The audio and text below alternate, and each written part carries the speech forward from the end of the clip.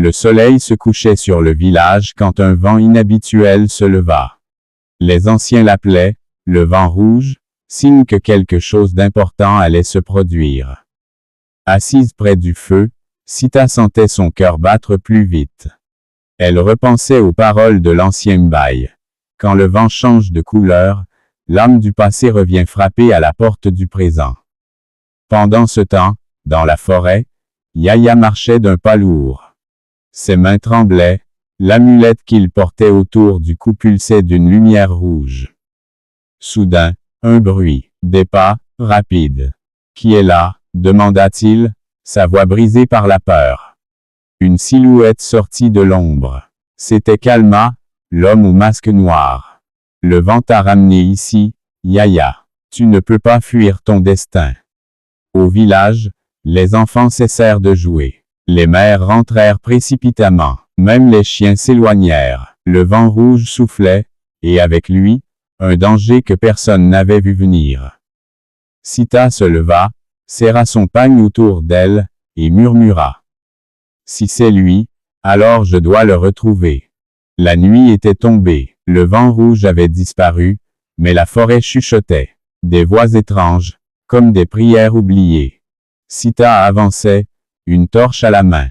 Chaque pas craquait sous les feuilles sèches. « Yaya » appela-t-elle, sa voix tremblante. Un écho lui répondit, mais ce n'était pas sa voix. Plus loin, Yaya se cachait derrière un arbre. Il la voyait approcher, mais ses yeux étaient différents, comme s'il portait en lui un autre regard.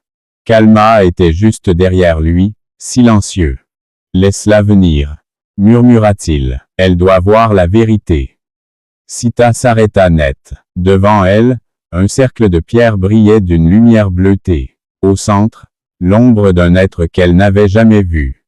Son cœur battait si fort qu'elle crut qu'il allait sortir de sa poitrine. Dans le village de Kumasi, alors que les jours s'enchaînaient avec leur lot de mystères, les anciens du village décidèrent de convoquer Yaya.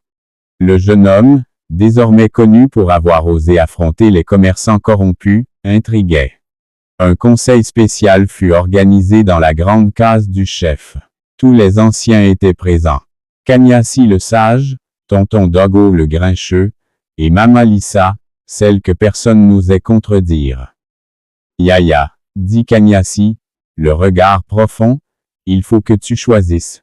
Continuer dans la révolte ou apprendre à influencer avec sagesse. » « Je ne comprends pas, » répondit Yaya. « Je veux juste que le peuple ne souffre plus. Et c'est noble. Mais la noblesse ne suffit pas. Il faut une stratégie. » C'est à ce moment que Mama Lisa lança un pari étrange. S'il réussit à rassembler 100 personnes en 3 jours autour d'un projet utile, je lui offrirai ma bénédiction et le vieux tambour sacré du village.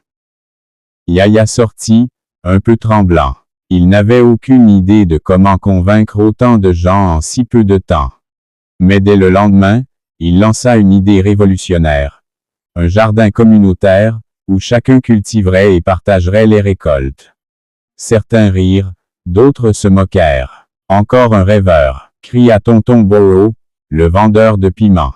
Mais Aïcha, une jeune femme du quartier, prit la parole dans la foule. Et si on essayait pour une fois? Petit à petit, les gens commencèrent à s'approcher. Yaya parlait avec son cœur. Sa sincérité toucha. En 2 jours, ils étaient déjà 68 volontaires.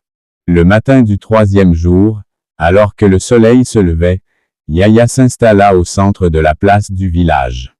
Les tambours sonnèrent, et l'impossible se produisit. Non pas 100, mais 120 personnes vinrent avec des outils, des graines, et de l'espoir. Mama Lisa sourit, les yeux humides. Il a compris, ce n'est pas le pouvoir qui transforme un peuple, c'est l'exemple. Le vieux tambour sacré fut offert à Yaya. Mais ce qu'il venait de gagner était bien plus précieux. La confiance de son peuple. Fin de l'épisode. Mais dans l'ombre, un regard observait. Un autre défi, plus dangereux encore, se préparait.